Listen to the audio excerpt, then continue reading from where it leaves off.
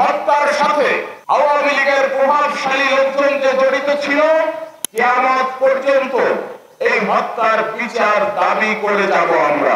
একে একে সাংবাদিকদেরকে হত্যা করেছে এবং সাংবাদিকদের উপর নির্যাতন আজও চালিয়ে যাচ্ছে।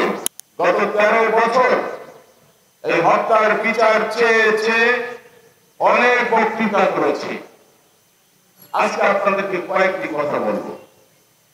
নাম্বার 1, গত সরকার আওয়ামী লীগ সরকার যে ফ্যাসিস্ট ছিল তার প্রমাণ হচ্ছে সাগর রুনি হত্যার বিচার হয় নাই।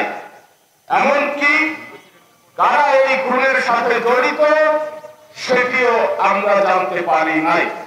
আওয়ামী লীগ সরকার যে ফ্যাসিস্ট ছিল তার প্রমাণ হচ্ছে এই হত্যার বিচার কাণ্ড এবং এই হত্যার তদন্তকে তারা ভিন্ন খাতে প্রবাহিত করেছে।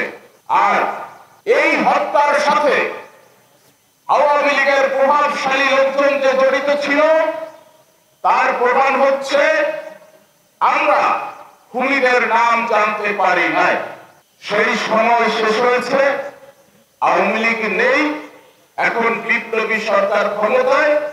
আমরা তাদের কাছে আশা করছি আমরা এই হত্যার বিচার পাব।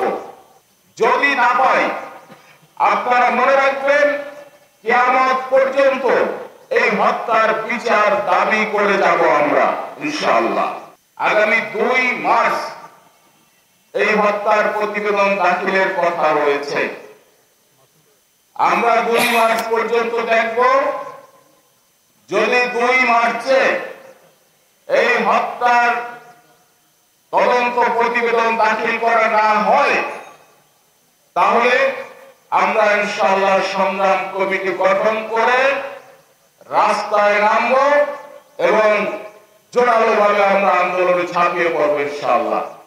বিগত সরকারের আমলে সর্বশেষ ফ্যাসিবাদ বিরোধী আন্দোলনের চূড়ান্ত পর্যায়ে 5 জন সাংবাদিক সহ মোট 65 জন সাংবাদিক নিহত হয়েছিলেন।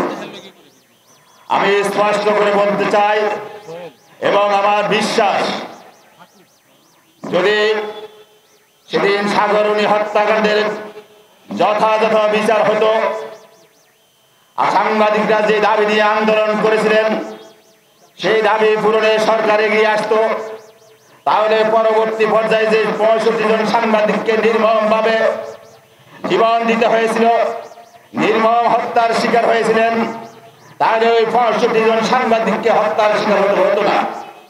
কারণ যে দুর্বৃত্তরা সাগররুনিকে হত্যা করে সাহস পেয়েছিল, সে একই কাতারে দুর্বৃত্তরা একে একে সাংবাদিকদেরকে হত্যা করেছে এবং সাংবাদিকদের উপর নির্যাতন আজও চালিয়ে যাচ্ছে। সেদিন হালুয়া রুটির ভাগ বাটোয়ারার জন্য আন্দোলনের চূড়ান্ত পর্যায়ে আমাদের কয়েকজন সিনিয়র সহকর্মী বন্ধু এই সাগররুনি হত্যাকাণ্ডের বিচারের সাথে আন্দোলনের সাথে বিশ্বাসঘাতকতা করেছিলেন। সেই বিশ্বাসঘাতকতার ফল হিসেবে আজকে 13 বছর পর আমাদেরকে এখানে সাগররুনি হত্যার বিচারের দাবিতে আন্দোলন করতে হচ্ছে। সেই দাবি জানিয়ে যাচ্ছে হচ্ছে। অন্তর্বর্তীকালীন সরকার দায়িত্ব গ্রহণের পরে তারা বলেছিলেন অগ্রাধিকার ভিত্তিতে গুরুত্বপূর্ণ যে কয়টি বিষয় তারা চিন্তা করেছেন, তারা আমলে নিয়েছেন, তার মধ্যে সাগররুনি হত্যাকাণ্ডের বিষয়টা ছিল অন্যতম। কিন্তু আজকে 6 মাসের মতো হয়েছে, কিন্তু বাস্তব কোনো কার্যক্রম আমরা দেখছি না। বরং আগের ধারাবাহিকতায় যেভাবে একের পর এক এর প্রতিবেদন দেওয়ার ব্যাপারে সমক্ষেপণ করা হয়েছে, বর্তমান সরকারের আমলে সেই একই ধারাবাহিকতা অব্যাহত রয়েছে।